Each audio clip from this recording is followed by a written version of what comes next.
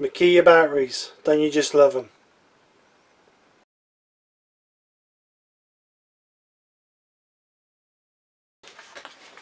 Welcome back to the channel, guys. Hope you're all well. Hope you've all had a great week. This week I'm going to have a go at trying to get one of these batteries working again. I've now got 3 genuine Makita batteries that are all faulty, all doing exactly the same. When you plug them in, they're showing the broken battery light.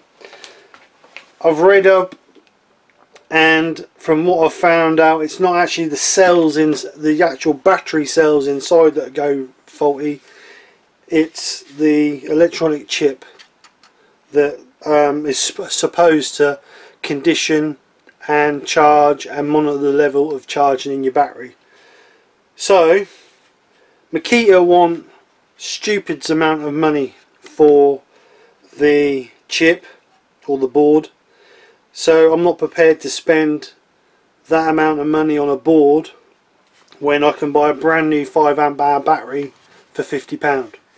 But what I have managed to do is I've managed to source a pattern chip, and for the amount of money this cost, if it doesn't work I can throw it away, so I'm not too worried about it. But if it does work, then I've managed to get my batteries back. Even if they only give me another 6 to 12 months worth of life, that will benefit me, because when you got 6 or 7 tools you're using all running off the same batteries, you need plenty of batteries. So what I'm going to do is I'm going to strip these batteries out. I've never had one of these batteries apart in my life. From what I can see, there's 4 screws, 2 in the top, 2 in the bottom.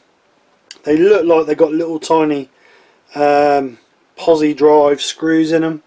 So what I'm going to do is I'm going to take those out, and I'm hoping that then the top half comes off and they're not actually plastic welded along the top here. So I'll get a screwdriver and we'll see if we can get one of them apart.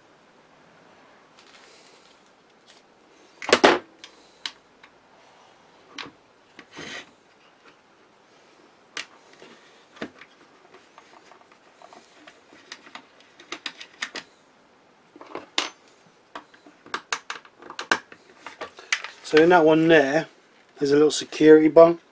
So I'm just going to try and pop that out if I can. Just like that. And then undo them, and hopefully it should come apart.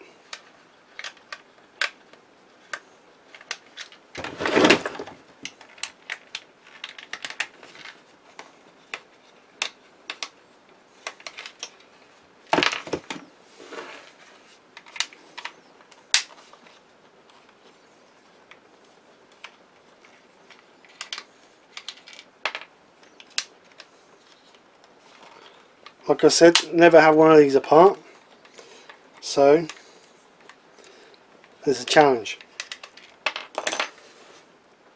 Right, so far so good. So this should just lift off, which it does, and I would imagine there's a spring under there, yep. So we'll take that off so we don't lose it. So let me just zoom you in a little bit.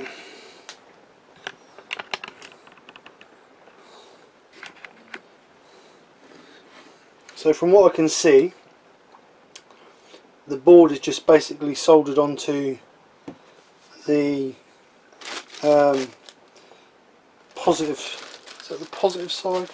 Looks like the positive side of the battery board. But as you can see, this is slightly different. So I would imagine we've got to play around with that to get that to fit. So what I've got to do, I've got to get a soldering iron and disconnect from there and there, so that I can lift that up out of the way so I can see what's going underneath it, because it's a little tiny, as you can see there's a little tiny thermal board there. Those wires are going into the bottom of this plate, so I just need to see how those are connected. So I'll unsolder that bit, and that should allow that to lift up then.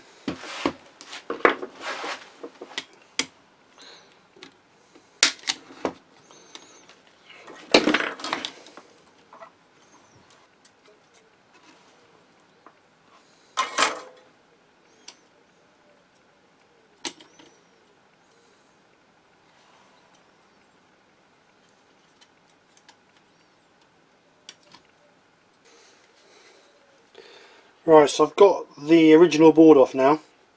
Because this new circuit board doesn't work with the smart charging system, I just need to take off this piece of wiring around the outside here because it's no longer needed. So we'll just disconnect this.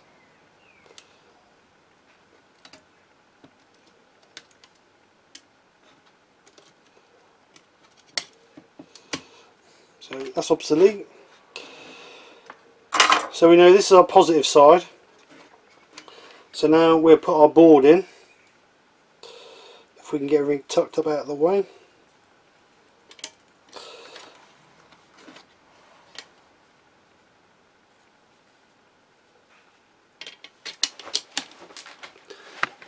Zoom out a little bit.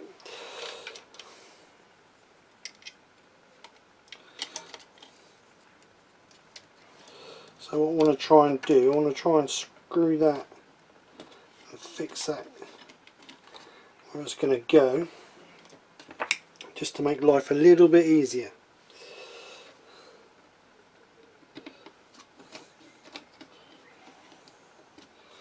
So we need that to our positive, that to our negative, and this has got to be on the positive side to stabilise. So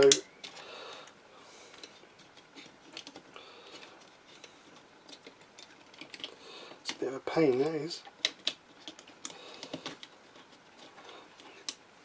So we'll get this soldered up.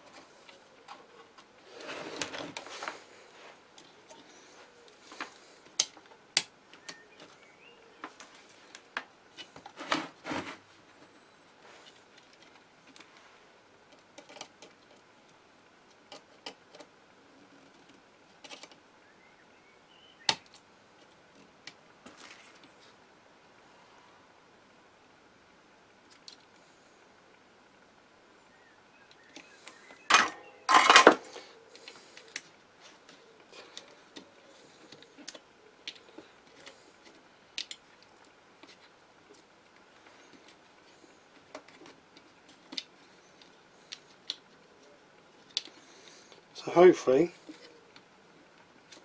should just be a case of putting it back together.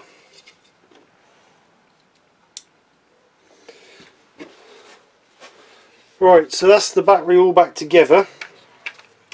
So now for the moment of truth.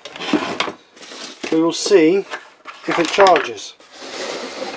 So fingers crossed. Charging, so what I'll do is I will leave that and we'll see if that charges. If it charges, then I will come back and it will be party time. Right, that's charged now. I'm going to take that to work tomorrow and try it and see how well it lasts, and we'll go from there. She's a bit warm. It's the only thing that concerns me. But is that because it hasn't been charged for a long while and it's put a good charge into it? I don't know.